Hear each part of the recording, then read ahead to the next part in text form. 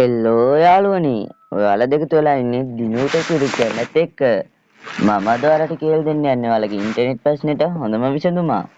ඔයාලගේ ෆෝන් එකේ data on කරාම මේ වගේ ඊයකුරා හරි නැත්නම් කිසිම දෙයක් පෙන්වන්නේ නැතුව ඇයි තියෙනවද? ඒකට හොඳම විසඳුමක් තමයි ඔයාලා මුලින්ම data off කරලා ඔයාලගේ ෆෝන් එකේ setting app එක open කරගන්න. මෙතනින් ඔයාලට SIM card and mobile networks කියලා පෙන්නනවා. ඒක තෝරගන්න. මෙතනින් ඉන්ටර්නෙට් යන SIM එක තෝරගන්න. මෙතන යට තියෙන preferred network type කියලා ඒක තෝරගන්න. මෙතනින් මගේ නම් 2G only තමයි වැඩිලා තින්නේ. මේ පැත්තේ 2G signal ගොඩක්ම අඩුයි. ඒ හින්දා මගේ අර විදිහට වෙන්න හේතුව මම මෙතන prefer LTE කියන එක තෝරගන්නවා. මේක device එකෙන් device එකට වෙනස් වෙනවා. සමහර ෆෝන් වල තියෙන්නේ 2G 3G 4G automatically කියලා. එහෙම තියෙනවා ඔයාලා ඒක තෝරගන්න.